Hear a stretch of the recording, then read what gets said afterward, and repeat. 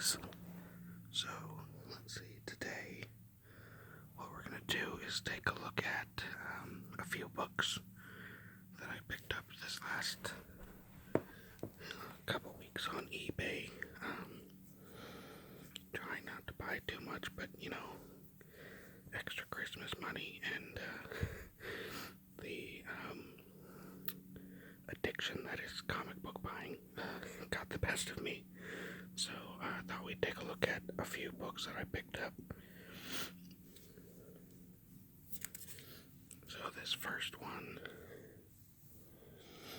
is Justice League of America number 56. So it's an oldie. This one I happened across on a eBay buyer, or seller I should say. That's basically a comic book store back east. And they had, on their main page, they had a copy that was like a few $100s. And I wasn't going to pay that, so what I did was just make a note of what issue it was. And then I went on eBay and just looked for a seller that had another copy. So this one, it actually only cost me $1. Nobody else was bidding on it. And it is a little banged up. You can see some tears on the cover and stuff like that. Inside it's pretty clean. But this is the Justice League versus the Justice Society, or JSA. I have a few of their team-ups over the years in my collection, and thought this for $1. I mean, who's going to pass that up? So JSA is one of my favorite teams, more so than the Justice League. So picking that up, even if it's in kind of beat up condition, was worth it to me just for a read. This next one I bought single, and I was on a bit of a Magnus kick. That's something that I've tried to get a hold of. For those of you that might watch Chicho on YouTube, he's a ASMR math and comic book guy. I highly recommend him, but he's a big Valiant fan. And when I started watching his content, it made me want to pick up some of those issues and series. So Magnus was one of those. And reading through it, it's really good sci-fi. At least the first few issues. So this is Magnus number 2, which I remember the cover back in the day. As he points out in his videos, the Valiant covers were very clean. It was just the cover illustration and the name of the series and Valiant, and then that was it. There's no word balloons or, sound effects or anything like that. So I remember this cover in the comic book store back in the day, grabbing my eye, and this is just one of the classic Magnus covers. So I picked this one up. I have number 1, which I think I got number 1 in a lot not too long ago with Solar number 1 for super cheap. So and I should find that because I should read those in order now that I think about it. And these next few, this was in a lot of about 23 issues. All Magnus. So this first one was the one that caught my eye for the lot. It's Magnus number 7, which is a flip book with Rye number 3. Basically Rye's first appearance, and Rye number 1 is a flip book with Magnus number 5. So Magnus number 5 is pretty hard to come by just because of the Rye appearance, and the subsequent books are a little hard to come by also. So when I saw this as part of the lot, I went ahead and basically I was just watching it for a little bit, and then I got an email with a offer, which took like $2 off the lot, so I figured that was worth it. So I picked these up for about $23, so I think like maybe $1 a piece. This is Magnus number 10. Like I said, very clean covers. Basically just an illustration. It doesn't tell you what's going on. There's no, like, words on the front as far as, like, first appearance or astounding stuff. This is Magnus number 15. This cover is actually by Frank Miller. When they were doing Unity, which is a Valiant crossover, they got Frank Miller to do a few different covers that are, I believe they're interlocking. So, like the cover for Harbinger I have, and it's got the same background. So, that was a pretty good get by Valiant at the time to get Frank Miller to do some covers.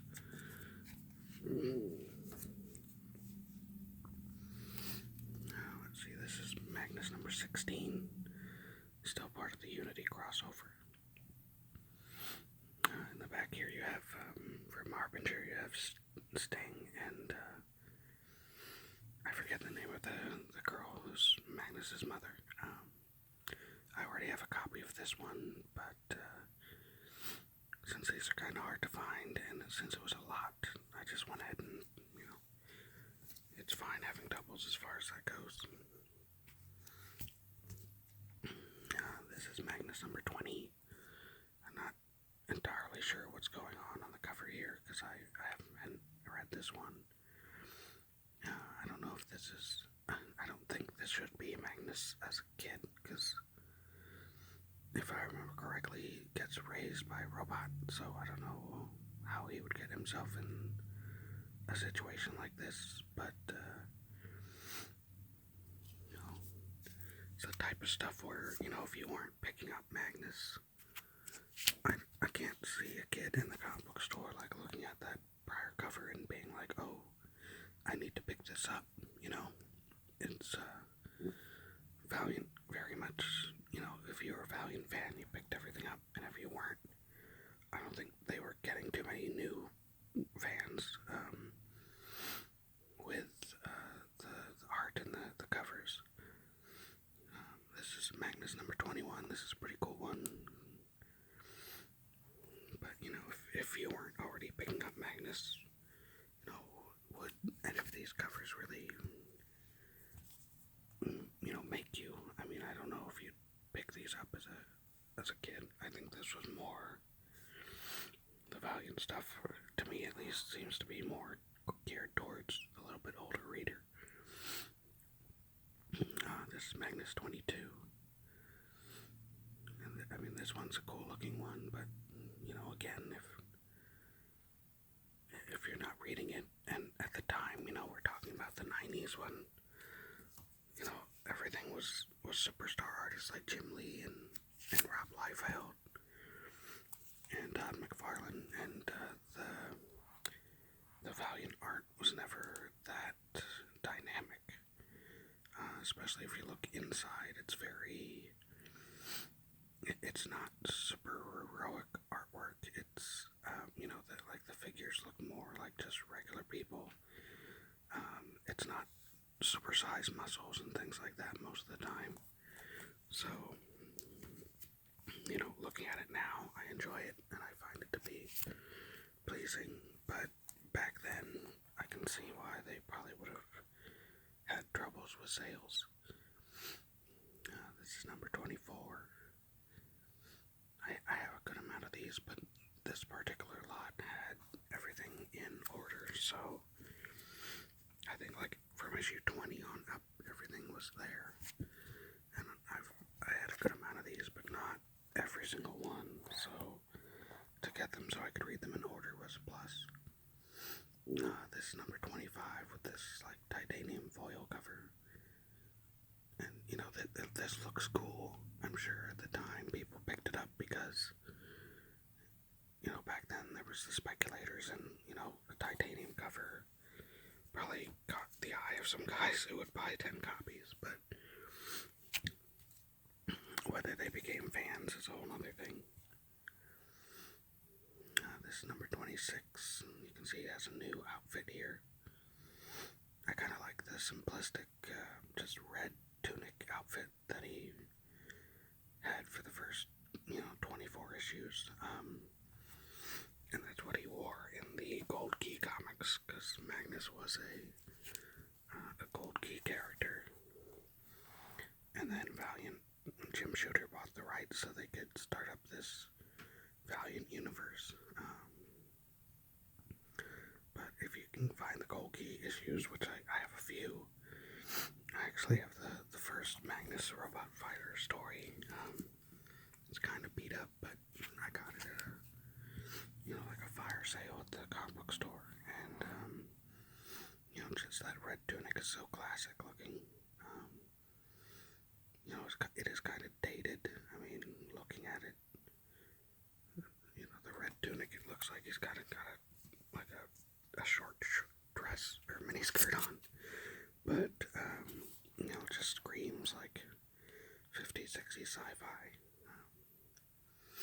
This is number 29, which I didn't have. I kind of like these blood-covered robots coming at you.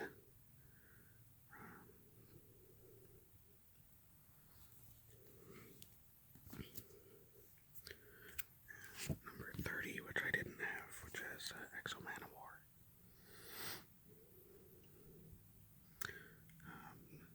Magnus is based in the future, and so he's basically in line with like the Rai story, where that's in 4001 AD. So when you did have crossovers, they'd have to really work hard on it. Like here he is fighting with like what looks like a Turok descendant.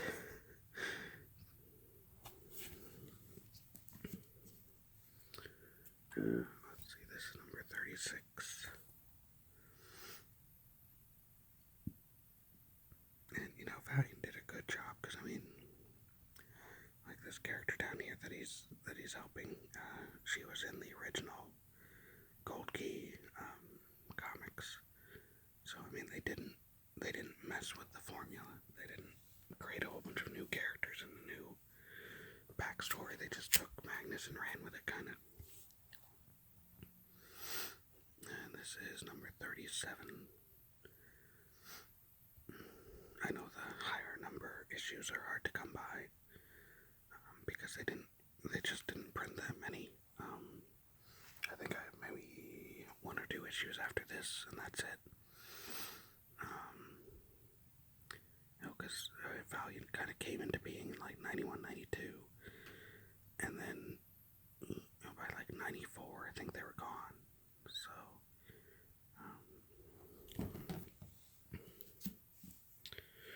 let's see, and then these two are the Dark Horse crossover with Nexus.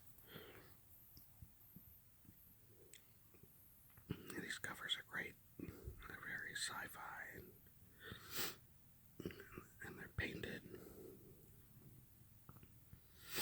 I don't know too much about the Nexus character, but just to have the painted Magnus cover looks pretty awesome.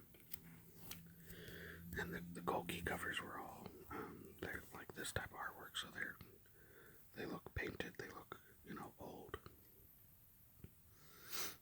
Here Magnus is about to do a karate chop on this robot. I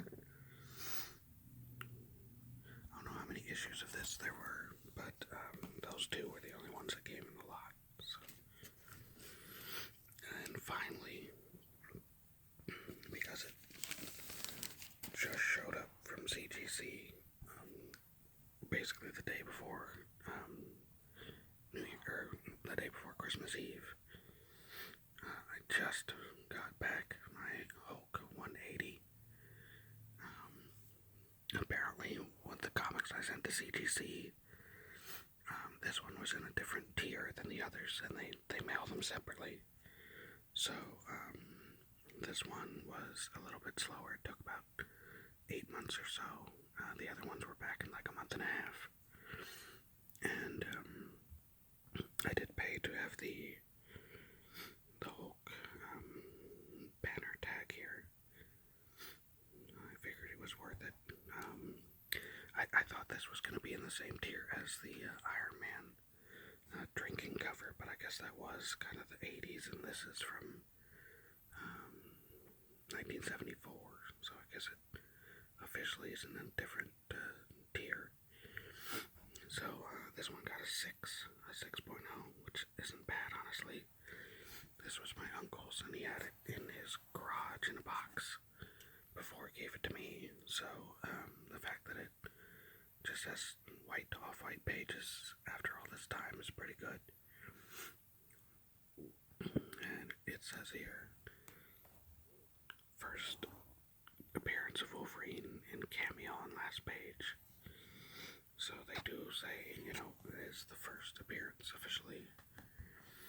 It is just the last page, and it's just one panel, but, you know, as a kid, looking through this and then seeing Wolverine in the end, and he's, you know, he's like introducing himself. It was like, oh man, this is important. So happy with that.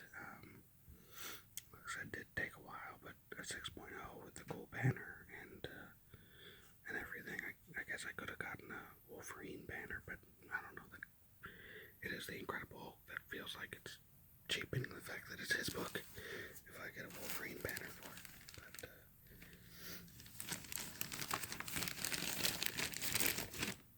so that's it for today, guys. I hope to be able to go to the comic book store maybe in a week or so, probably next weekend, because I do have some stuff to pick up. I cut a couple more things off my saver last time, and I need to go back and drop like one or two more, and just make sure that I pick up the last issues of like Detective Comics and Action by Bendis, just to round out those. But that was it, guys, and hope to see you soon.